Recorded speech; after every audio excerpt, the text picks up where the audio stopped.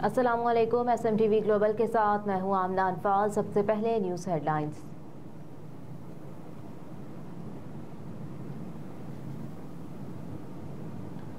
निगरान वज़ीर-ए-आज़म ECO सरबराही इजलास में शिरकत के लिए उज़्बेकिस्तान रवाना, जहां वो 16वें इक़्तिसादी ताउन तंजीम सरबराही इजलास में शिरकत करेंगे। सरबराही इजलास में वज़ीर-ए-आज़म ECO विजन 2025 तिजारत ट्रांसपोर्ट के शोबाजात में ताउन के फ़रोग़ पर बात करेंगे। वज़ीर-ए-आज़म कनेक्टिविटी, तवानाई, सयाहत और इक़्तिसादी तरक्की और पैदावारी शोबों में ताउन के फ़रोग़ के लिए पाकिस्तान के आज़म का इयादा करेंगे। अनवारुल हक काकड़ तंजीम के मुस्तक़बिल के काम और इलाकाई रवाबित और बाहमी खुशहाली के फ़रोग़ के लिए पाकिस्तान का विजन पेश करेंगे। वज़ीर-ए-आज़म उज़्बेकिस्तान की क़यादत और समिट में शरीक दीगर रहनुमाओं के साथ दो तरफ़ा बातचीत में भी शामिल होंगे। इक़्तिसादी ताउन तंजीम के बानी रुकन के तौर पर पाकिस्तान ECO खित्ते के रवाबित और बाहमी खुशहाली के अहदाफ के लिए पुरअज़्म है।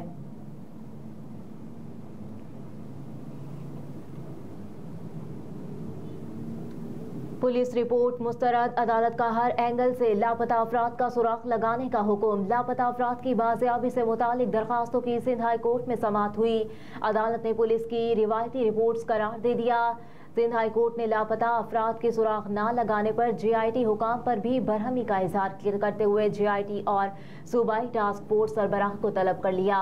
दौरान समाअत जस्टिस नेमतुल्लाह फलपोटा ने रिमार्क्स दिए कि JIT इजलास में लापता अफराद का सुराग नहीं लगाया जा सकता तो ये कार्रवाई फजूल है। लोगों को बस परेशान करते हैं, होता तो कुछ भी नहीं। 26 JIT इजलास के बाद भी सुराग नहीं लगाया जा सका तो सब फजूल है। अदालत ने पुलिस रिपोर्ट को मुस्तरद कर दिया।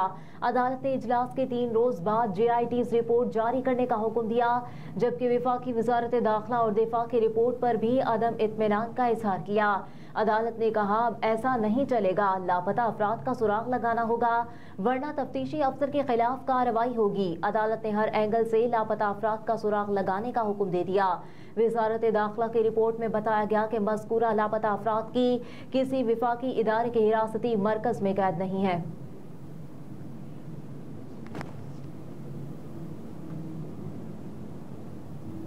साइफर केस में शाह महमूद कुरैशी की जमानत की दरखास्त पर FIA का एतराज़ मुस्तरद। इस्लामाबाद हाई कोर्ट के चीफ जस्टिस आमिर फारूक ने साइफर केस में शाह महमूद कुरैशी की दरखास्त से जमानत और फर्द जुर्म आयद करने के फैसले के खिलाफ दरखास्तों पर समाअत की।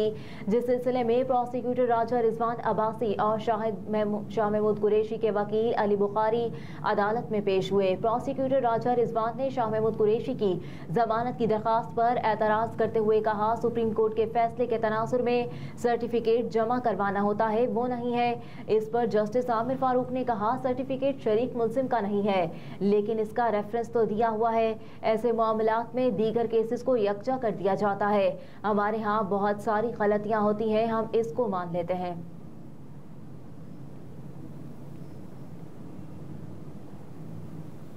आज से मुल्क के मुख्तलिफ इलाकों में बारिश की नवीद। मगरबी हवाओं का सिलसिला रात को बालाई इलाकों में दाखिल होगा, जिसके बायस लाहौर, इस्लामाबाद और रावलपिंडी समेत मुल्क के मुख्तलिफ शहरों में बादल बरसने का इम्कान है। महकमा मौसमियात ने पेशावर समेत सूबे के मुख्तलिफ इलाकों में भी बादल बरसने की पेशगोई की है। इसके अलावा कोयटा समेत बलूचिस्तान के बेशतर अजला में मतला अबरालूद रहेगा, जबकि चमन, जियारत, किला अब्दुल्ला, किला सैफुल्ला, पशीन और यौब समेत दीगर शहरों में बरसात का इम्कान है।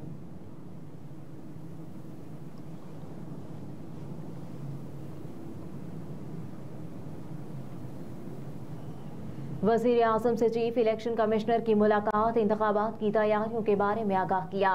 मुलाकात में चीफ इलेक्शन कमिश्नर ने वज़ीर आज़म को इंतखाबात की तैयारियों के हवाले से भी आगाह किया।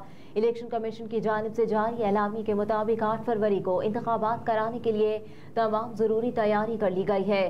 पोलिंग स्टेशन और पोलिंग स्टाफ की फहरिस्तें भी तैयार कर ली गई। इलेक्शन मटीरियल की प्रिंटिंग का काम भी आखिरी मराहिल में है। एलामी के मुताबिक इंतखाबी फहरिस्तों की अपडेशन का काम भी तकमील के आखिरी मराहिल में है। जल्द ही तमाम अजला में इंतखाबी फहरिस्तें पहुँचा दी जाएंगी।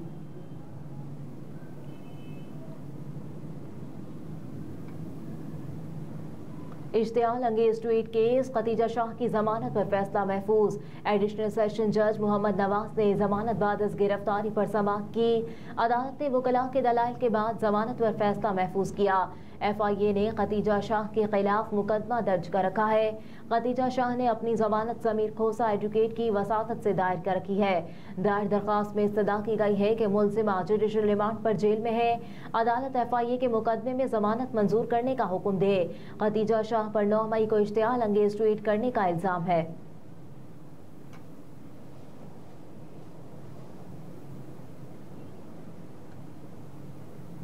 इसराइल के वहशियाना हमले जारी, गजा के 2 जनूबी शहरों पर रात भर बमबारी। इसराइली बमबारी से गजा खंडर बन गया। सहूनी फोर्सेस ने शहरों पर हमलों में रिहायशी इमारतों को निशाना बनाया। इसराइली अफवाज ने नसर मेडिकल कॉम्प्लेक्स पर बम बरसा दिए। अल-कुद्स और कमाल अदवान अस्पताल के नजदीक भी बमबारी की गई, जबकि बच्चों की अल-रतिसनी अस्पताल को भी खाली करने की धमकी दी गई है। इसराइली फजाइया ने अल-शातनी कैंप पर भी 2 मकानों पर बम गिरा दिए। इस हमले में मुतादिद शहरियों को अमवात का खदशा है। इसराइली फौज ने एक बार फिर गजा के लोगों को जनूब की तरफ हिजरत करने की धमकी दी है, जबकि तर्जुमान इसराइली फौज ने कहा कि फजाई हमलों के साथ साथ जमीनी कार्रवाइयां तेज कर रहे हैं। उधर आलमी इमदादी इदारा हलाल अहमर ने 7 अक्टूबर हमास के हमले के बाद शुरू होने वाली इसराइल की जारहियत रोकने का मुतालबा करते हुए कहा कि शहरियों की बदतरीन हालत, खास तौर पर बच्चों की हालत को देखते हुए इन मजालिम को रोका जाए। गजा में हजारों बच्चों की अमवात इखलाकी नाकामी है। रेड क्रॉस का फौरी जंगबंदी का मुतालबा। रेड क्रॉस ने गजा में शहरियों पर बमबारी के तवील और खौफनाक 1 माह को अब खत्म करने का मुतालबा किया है। International committee of red cross की तरफ से मंगल के रोज एक जारी करदा बयान में कहा गया कि 1 माह की इस बमबारी से बदतरीन नुकसान हुआ। अब जरूरत है कि इसे रोका जाए। पूरा 1 माह इसराइल अंधाधुंध और अंतहक अंदाज में गजा की शहरी आबादी पर बमबारी करता रहा और बाद अज़ा इसमें जमीनी हमले का इजाफा कर दिया। गजा में महकमा सेहत के मुताबिक अब तक 10,000 से ज्यादा फलस्तीनी शहरी शहीद हो चुके। बमबारी ने सिविल इंफ्रास्ट्रक्चर को भी तबाह कर दिया, जिसने आने वाली फलस्तीनी नस्लों के लिए सख्त मसाइब का बीज बो दिया। रेड क्रॉस के सरबराह मिर्जाना सिफलोजार्क वो फलस्तीन में बच्चों पर गुजरने वाली मुसीबत को देखकर बतौर खास सदमे में है।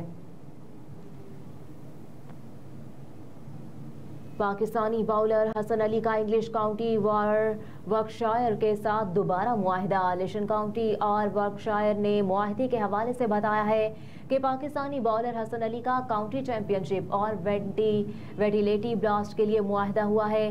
काउंटी के एलामिये में कहा गया कि मुआहिदे के बाद हसन अली आइंदा सीजन 2024 यानी जुलाई के आखिर तक वर्कशायर के लिए खेलेंगे, जबकि सितंबर में सीजन के अख्तामी मैचेस के लिए भी हसन अली की आमद का ऑप्शन मौजूद है। काउंटी के साथ गुज़िश्ता सीजन अच्छा रहा, दोबारा खेलने का मुंतज़िर हूँ, ऐसा कहा हसन अली ने।